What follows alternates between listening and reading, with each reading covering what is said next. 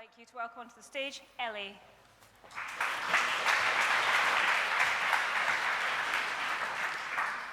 Hello, everybody. I'm going to go doofulous, so please would one of the nice gentlemen at the back help me. The campaign I've chosen is this one, which some of you may know. It's called Barbie, It's Over. The reason I love it is that it addresses, first of all, from a personal point of view, two things I hate. One is unnecessary packaging. Thank you, Riverford. Actually, this is reusable and you can flat pack it. But this sort of thing, that you buy peaches in a supermarket and we throw in landfill sites, it's so depressing. So I hate unnecessary packaging. The second reason I love this campaign, if you'd please do the next chart, is that I get a little bit bored of boring charity campaigns, and in fact just boring advertising work generally. And I very much resonate with Karen that there's no excuse for it. We should give ourselves permission to do great work that stands out, not beige stuff. This campaign certainly was far more interesting than beige. What it was all about was Mattel was producing the much-loved Barbie and Ken in huge boxes, enormous boxes, unnecessary boxes. And Greenpeace weren't happy about that, and quite rightly so. Why should they be? So what they did was they told everybody about it, because they didn't want our beautiful rainforests being knocked down to put these lovely dollies in unnecessary boxes. They could be produced in boxes from sustainable sources and also smaller boxes. So Greenpeace wanted to rally people like us and the general public to help them to speak to Mattel and say, stop this. So that's what was so clever about it. They were actually petitioning for change. How did they do this? They placed a film on YouTube. It was a fantastic film. It was called Barbie, It's Over. I'm going to show it to you in a moment. It was global. It actually, originally, the campaign, I think, was initiated in the States, but had a big showing over here. They did the campaign in all sorts of different languages. And what they asked people to do was to watch the film and to send it on to others, but also to change their Facebook profile if they supported trying to stop this packaging and supported trying to stop Mattel from cutting down the rainforest, by you put on your Facebook either a Ken picture, not Ken Burnett, but Ken the dolly, or a Barbie picture. All right. So it was funny. It was very funny and it was clever. But also, the other thing they did was they did lots of stunts, and they did a Ken and Barbie stunt at the London head office of Mattel and also the LA one. And I think I'm right in saying that a woman who looked like Barbie turned up in her lovely pink car, throwing out packaging and saying this mustn't happen. But they did all sorts of really quirky things. But the main thing that they were asked to do was actually they asked the public to act and sign against this packaging. I'm now going to show you the film, if I may, so you'll get the gist of it. So, Ken, you're in a surprisingly good mood.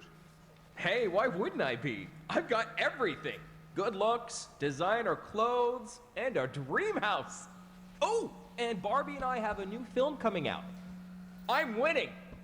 I guess you haven't heard about Barbie.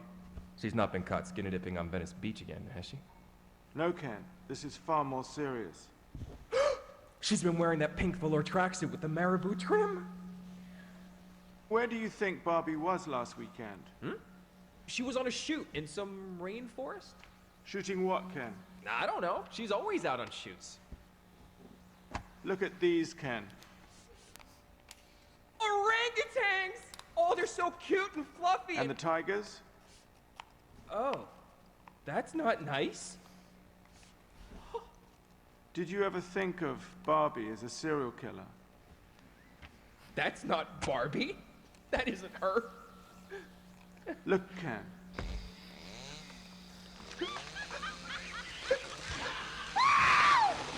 That's a lot of rainforest being hacked down just so she can wrap herself in cheaper packaging.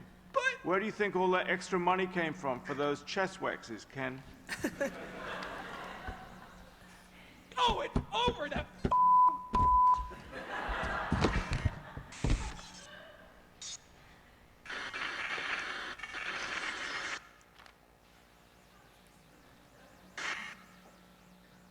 Thank you. Well, it's funny, isn't it? I hear you all laughing. But wasn't it clever?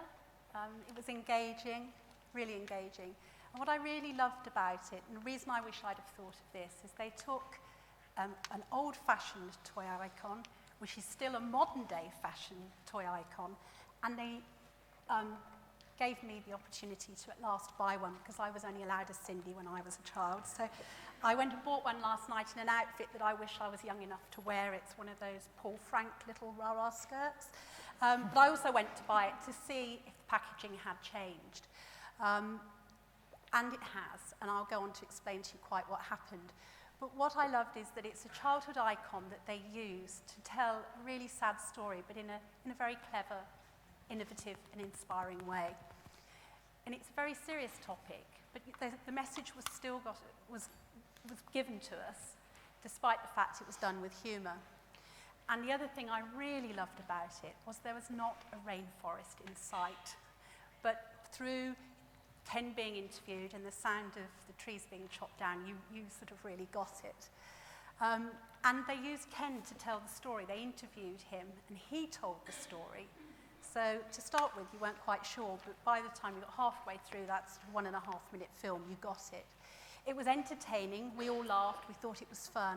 It was engaging, but it actually took us that one step further, which I think good creative and good campaign should do. It actually involved us. It made us act. It made us act to the degree that people sent it on to others, to their friends, their family, so they could see it. And the thing it did above all was it made us petition and send to from Greenpeace to Mattel, this must stop. So it made us rally round and do something about actually an act that was unforgivable. And what happened was it did work. Over 500,000 people petitioned, and before the campaign had actually finished, Mattel agreed to change their packaging. It used to be in huge boxes, the dollies. It's now in small ones, and it is from sustainable means. So it worked, and it was different. And I think that what we all need to do is actually to give ourselves permission to do braver work. I know sometimes it's easier to go for the £2 a month or whatever's worked in the past, and there's nothing wrong with that, but sometimes we should think differently and, forgive the pun, but think outside the box. And that's what that campaign did. And that's what SOFII is all about, is encouraging us to think differently and to do inspiring and innovative work.